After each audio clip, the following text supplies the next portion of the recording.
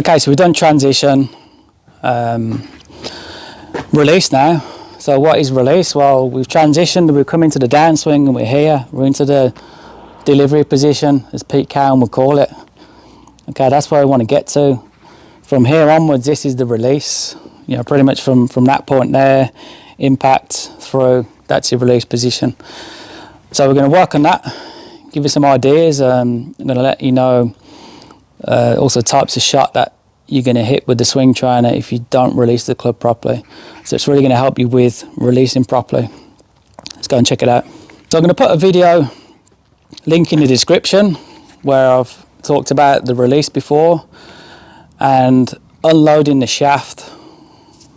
Okay, because this is really flexible. Remember, we're loading it at the top a little bit and then we're transitioning, bringing it down into the delivery position. We need it to unload. So basically we need it to kick forwards. Okay, that's going to square the face, because the two reasons why you're going to miss the ball 50 yards off to the right with this club. One, I've discussed in the previous video, is your transition. If you're transitioning coming steep from out to in, the shaft's going to droop, the face is going to open, you're going to hit it to the right. Two is your release. Okay, so if you're coming down and if you're trying to get too much shaft lean, you know, everyone's trying to do this at the moment and trying to lean the shaft forwards, it's causing your arms to over accelerate. Okay, so you're almost pushing and driving the club through. If you do that with this club, the shaft it's not going to unload. We need it to kick forward. So the more you're trying to lean the shaft forward or bow this wrist here, the less chance you got of squaring that face up. You know, we've got to get people back to releasing the club properly like they used to do. Okay, there's none of it around anymore. A lot of it's down to how the clubs are made now. That's something I'm going to look at in other videos using the motion capture system I've got by Gears. So, you know, the way clubs are made these days, very long, very upright, is creating a lot more problems than you think. So you're fighting a bit of a losing battle. So let's talk about this release though and see how we can fix it for you. So in some of my other videos I've talked about the Tommy Fleetwood stoppers. That's a great way of feeling how this shaft should unload to square the face. Now if you watch Tommy swing, we can see it almost looks a little bit cut off when he comes through. Okay, a lot of you know, whether it's down to poor transition or, you know, setup issues or whatever, you're coming down towards the release, delivery position, and then you're trying to force the club through, you're trying to make up for lost speed. Okay, so what that's going to do is going to cause the shaft to stay backloaded and the face is going to stay open. Also, there's a bit more torque in this shaft, a little bit more twist. So if you're forcing aggressive in transition or coming down and aggressive through the release, the face is just going to open out and you're going to hit it 50 yards off to the right. So to work on the release, you've got to work on the Tommy Fleetwood stoppers that I've talked about before, where you hit full shots and then you come through and you're trying to feel like you're cutting the follow through off. Previous video I was showing you the little stopper drills for the downswing to that point, just to feel the arms and club coming down. Now we're stopping about 3/4 of the way through. That's going to get the shaft to kick forward and the face to square up, because your hands, arms, at some point in the swing, as the energy transfers into the golf club, the hands and arms are going to slow down. All the energy is going to get in the club head, and then that's going to cause the shaft to kick forwards. So we've all seen when they show it, tour players hitting shots, when they show it at impact, we can see the head of the club is always a little bit in front of the grip. So that's the shaft unloading, kicking forwards. What we don't want is that position there, because you're not releasing the energy and the face is open, you're going to hit it to the right, got to get it kicking forwards. So Tommy Fleetwood stoppers are the best drill. Do everything I've talked about in the previous videos, work your way up to this part of your swing now. Cut it off short.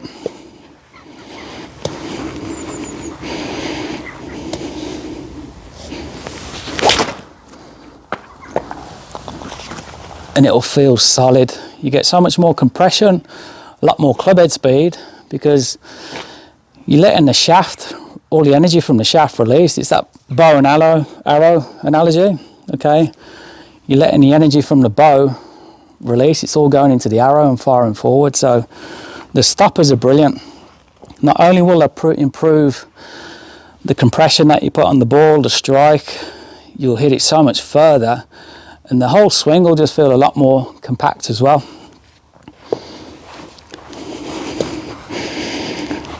As an exaggeration, what I do on a couple of practice swings is just get to the top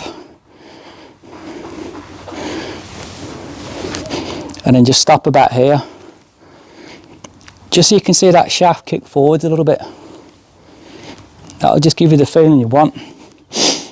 Not saying your hands and arms stop completely on impact, they don't, but they slow down a hell of a lot, because I'm looking at it in 3D. I've been looking at it in 3D for 2 years now. We can see from the top of the swing, hands, arms and club accelerate quickly down to the delivery position, and then they decelerate, because that's the kinematic sequence. That's the transfer of energy from ground to body to golf club, and that's what we're trying to do. That's what these swing trainers are really good for, helping you do that without thinking about it. It's all about feeling. So you can feel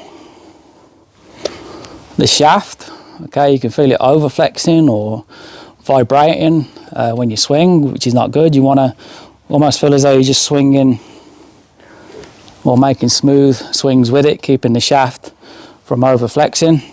So you got the feedback from the shaft, and you got the feedback from the actual ball flight itself. So you can see where I'm stopping, about here, because your swing's done then. You know, it doesn't really matter about the rest of it. The rest of it is just actually from that point is the momentum of the club taking you through into the finish. So I know from coaching for over the past 20 years, my students always hit the ball much better when I got them to make swings stopping here, because it forces the release. Because as your arms and club slow down, as you're trying to stop your arms here, the momentum from the club carries on. So you're actually forcing the face of the club to release, forcing all the energy into the ball. Solid. So I recommend 10 shots with a swing trainer, 10 shots with your normal 7-iron. I've got the wedge as well, GForce wedge. You know, beautiful clubs now. I really like the Japanese style clubs, and that's what inspired me to bring out this model, as well as the fancy ferrules with it as well. So also the face on the 7-iron and the wedge, these are conforming to the rules of golf, CNC milled face, because I wanted to give you training aids that are as good as the best quality clubs on the market, because you want them to feel the same. You know, you want it to be looking down at a club that looks beautiful, feels beautiful and weighted, and more importantly, when you hit it, the ball reacts in exactly the same way, because the grooves are to USGA standard, which is what you want.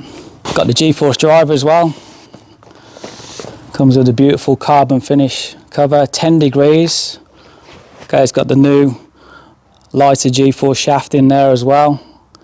You know, that's the main difference between previous models. The previous models used to have a white coat on it, and that added quite a bit of weight. So over the years, I managed to strip that down and just get it to pretty much a normal shaft. So it's a beautiful looking club. I'm really proud of the clubs, and I pay a lot of attention to design and quality. And then you got the putter, GForce putter. I was always a fan of the bullseyes. I just always loved blocks of metal, so that's one I designed a few years ago. It's got a little arc indicator in there as well, helps you swing the putter on a 13-degree arc. Comes with a putting gate as well, help you with the start line, get the ball on line, but it's great, you know, for tempo as well. Flexible shaft, beautiful grip. high quality stuff. You know, I've been doing this a long time. I just wanted to make golfers get better, quicker. You know, as a coach, that's all we're trying to do. And having the tools and the training is really going to help you out at home. You can do a lot of this at home now. We've all got our own home setup, so we can get out and do 10, 15 minutes a day. The game changer is really going to be the virtual reality stuff, training that I'm going to be doing, where we've got the clubs in 3D. We're looking at the shaft. We're seeing how it reacts in good swings and bad swings. So that's going to be amazing. That's coming out early February 2022. Thanks for watching the videos. Any questions, you can get in touch with me as well, Stuart@GForceGolf.com. I've replied to everybody personally. Okay, it's not a machine.